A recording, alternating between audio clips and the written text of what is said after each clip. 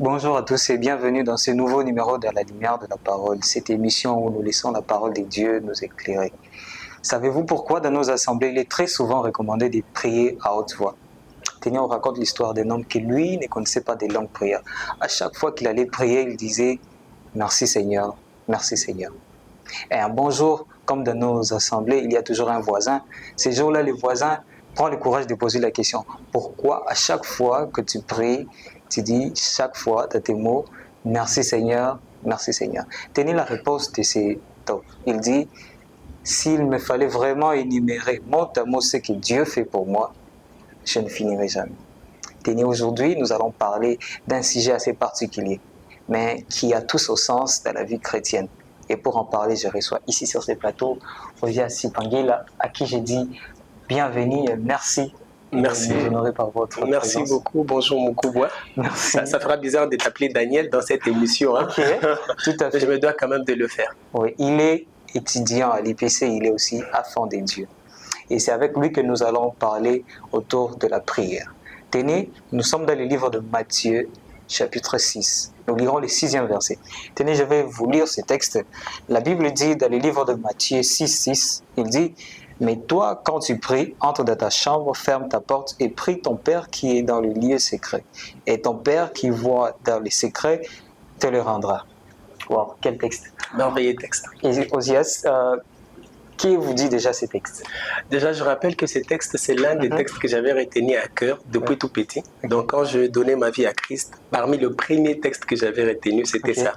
Et pour moi, c'était un début pour savoir qu'il n'y a pas une vraie foi avec Dieu s'il n'y a pas ce contact direct avec Dieu. Donc, parce qu'on est enfant de Dieu, parce qu'on a foi en Dieu, cela veut dire qu'on doit apprendre à marcher avec lui, mais aussi à être en contact de temps en temps avec lui. Ça montre vraiment que quand on est avec Dieu, il y a une intimité qui doit se vivre. Et c'est un merveilleux texte, je l'aime beaucoup. Tenez même la suite de ces textes ici dans le livre de Matthieu 6, de la version Second 21 que j'ai. Il dit à la fin, le Père qui voit dans les secrets te le rendra ouvertement. Ouvertement. Et donc, nous n'essaierons vraiment pas de définir qu'est-ce la prière. Mais ici, l'idée principale serait peut-être de commencer déjà par dire qu'est-ce que la prière n'est pas. Ok. Qu'est-ce que la prière n'est pas concrètement? Parce que la prière, c'est pas... Si vous allez sur ces textes, vous avez comme l'impression qu'on nous dit juste pour prier, il faut être enfermé dans la chambre. Okay. Ouais. Ou peut-être être sur la montagne. Mais concrètement, qu'est-ce que la prière n'est pas? J'aime déjà beaucoup cette question parce qu'elle me rappelle un texte que j'aime beaucoup. Je vais le lire pour ceux qui nous suivent. La Bible est en train de dire ceci en Éphésiens, le chapitre 6, le verset 18. Faites en tout temps par l'Esprit toutes sortes de prières et de supplications. J'aime beaucoup ces textes. Pourquoi? Parce qu'il nous met devant un fait accompli. Ça veut dire quoi? On fait toutes sortes de prières. Donc la prière n'est pas que de moment où on vient pleurer devant Dieu en demandant. Et très souvent, on demande seulement pour nous. Donc on est là à pleurer, Seigneur, je n'ai pas ceci, je n'ai pas ceci. Donc la prière, ce n'est pas ce temps-là où je suis là, toujours je pleure, toujours je demande, toujours je me lamente. Non, non. Il y a plusieurs façons de prier. Et ici, la Bible est en train de dire toutes sortes de prières. Cela veut dire que quand je viens dans la présence de Dieu, je ne viens pas que pour demander. Je peux être là à longueur de journée, un peu comme ce monsieur dont vous avez parlé l'histoire. Je ne dis que merci à Dieu. Je peux être là à longueur de journée. Je prie aussi pour quelqu'un d'autre qui est dans les besoins. Je peux être là à longueur de journée. Je me dis, mais par exemple, actuellement, avec ce qui se passe dans le monde, il y a des gens qui se disent qu'ils prient, mais ils ne prennent pas le temps de prier pour les chrétiens en Iran, pour d'autres personnes là-bas. Pourquoi? Parce que pour lui, tout ce qu'il y a, c'est ses problèmes. C'est ce qui est lié à lui. Donc la prière, ce n'est pas un moment où on vient juste en train de demander. Mais deuxièmement, ce n'est pas aussi une monotonie. J'ai beaucoup aimé dans les émissions précédentes avec Josiane, que j'ai salué parce que j'avais beaucoup aimé l'émission. J'avais beaucoup aimé ce qu'elle avait dit. C'est vraiment ces choses-là où Dieu me parle, moi j'écoute aussi. Un monsieur a dit très souvent, on n'arrive pas à recevoir exactement ce que Dieu nous dit. Pourquoi? Parce que quand on prie, on parle. On parle, on parle. On finit, on dort. Surtout la nuit. Mais on n'a pas ce temps où on attend que Dieu nous parle à nous-mêmes. Donc je parle, ça devient comme une monotonie. La prière, ce n'est pas une monotonie. La prière, c'est Dieu parle, moi aussi je parle. C'est une relation. Donc il y a un émetteur et un récepteur. C'est ça vraiment, ce qu'on doit comprendre. C'est pas une monotonie, c'est pas moi qui viens, je fais beaucoup de bruit. Bien. Et la prière aussi, c'est pas totalement sérieux, genre quand je prie, je ferme les yeux, quand je prie, je reste là. Il y a certaines choses qu'on fait juste parce qu'on ne comprend pas mieux le sens de la prière. Bien. Et moi, j'avais retenu deux choses importantes. C'est pas d'abord la monotonie, mais aussi c'est pas un lieu où on vient, on demande que des choses à Dieu. Mais c'est beaucoup plus que ça. Par exemple, dans l'histoire de cet homme qu'on dit ici, Ouais. je veux quand même épingler ça aussi. La prière n'est pas non plus une performance. Effectivement. Ce n'est pas non plus un rituel. Effectivement. Ni aussi, voilà, comme on va dire, une performance. On devient, voilà, on va dire, voilà, aujourd'hui, je vais essayer de faire 10 heures. Peut-être Dieu a juste besoin de 2 minutes, 10 heures, de seul à seul avec lui. D'ailleurs, vous me rappelez, il y a un pasteur américain qui a écrit un merveilleux livre que j'aime, The Power of Short Prayers. Wow. Donc, la capacité, ou soit la puissance de courtes prières. Wow. Et on l'a vu avec Jésus. Il passait plus de temps la nuit en train de prier. Mais le matin, quand il était là, il faisait des miracles extraordinaires. Et là, il disait des simples mots. Il dit, femme, lève-toi. Elle s'élève. Il dit, tes péchés te sont pardonnés. Et ça arrive directement. Pourquoi, Mokouba, je vous donne un petit témoignage. Moi, au début de ma foi, c'était difficile. J'oublierai jamais, j'avais des amis. Vous voyez des amis qui vous disent qu'ils passent 3 heures en prière. Et c'est temps, je n'avais que 14 ans. Je me dis, mais comment il fait? Et j'étais très frustré. Et un jour, j'ai essayé. Moi, j'étais très déséquilibré. Hein. Je voulais passer plus de temps à lire la Bible. Mais prier, pour moi, c'était vraiment difficile. Donc, je vais faire 5 minutes en prière, mais je lis plus. Et je me disais, mais comment ils font pour faire 3 heures en prière? Comment ils font pour faire 5 heures en prière? Parce que j'aimais avec ce qui était en moi, c'est que je n'étais pas frustré. Je ne me laissais pas intimider. C'est un peu comme le parler en langue. J'oublierai jamais, on entre dans une pièce, tout le monde parle en langue sauf moi et un ami. Et là, tu te dis, mais que je puisse dire de faux, que je puisse dire n'importe quoi. Et tu te dis, Dieu te dit, je t'aime tel que tu es. Tel que tu viens devant moi, je veux faire ce que tu me demandes de faire. Vas-y avec ce que tu as.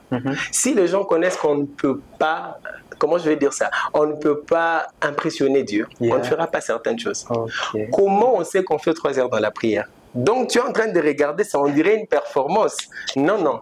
Dieu a besoin de nous. Ça, je suis en train de dire à quelqu'un qui nous suit. Dieu a besoin de nous tels que nous sommes. En fait, il n'a pas besoin qu'on prouve. On ne prouve pas Dieu. Il nous connaît. Il connaît que la même personne qui prie pendant ces quelques heures, si je ne lui donne pas, c'est pourquoi il demande, elle peut me refuser après. Donc, on n'impressionne pas Dieu. Il n'a pas besoin de nos impressions. Il a besoin de nous tels que nous sommes. Il a besoin qu'on soit tel que nous sommes, qu'on vienne à lui tel que nous sommes. Il n'a pas besoin qu'on soit parfait, sinon pas il aurait dû chercher des personnes parfaites. Cela me rappelle quelque chose de notre département. À un moment, on devait prier et envoyer les heures de notre prière dans les groupes. Imaginez. Alors, tenez ce que le pasteur nous a dit. Il a dit, faites la prière et quand vous aurez fini, écrivez dans les groupes. Et certains ont pris, voilà, ils commençaient à devenir tellement millimétriques qu'ils disaient, j'ai prié des 10 heures, 3 minutes, à 11 heures, 3 minutes. Mon Dieu. Figurez-vous, c'est 1 heure juste. Mon Dieu. C'est-à-dire qu'il a fait les 1 heure qu'on lui a dit. En fait, la prière n'est pas non plus aussi une corvée. Non. Effectivement. Non. L'idée poursuivie derrière la prière, c'est vraiment, quand vous dites une conversation, une intimité. Il y a les théologiens, Timothy Keller, je ne suis pas très bon déjà en anglais, je vous préviens. Tenez ce qu'il dit. Il dit dans son livre Prayer Experiencing How and Intimacy with God, il dit, je cite, Prayer is continuing a conversation that God has started through His words and His grace, eventually becomes a full encounter with Him. Si je dois traduire un peu littéralement, il dit que la prière consiste à poursuivre une conversation que Dieu initie par sa grâce et par sa parole, et qui a enfin fini par devenir une relation vraiment avec lui.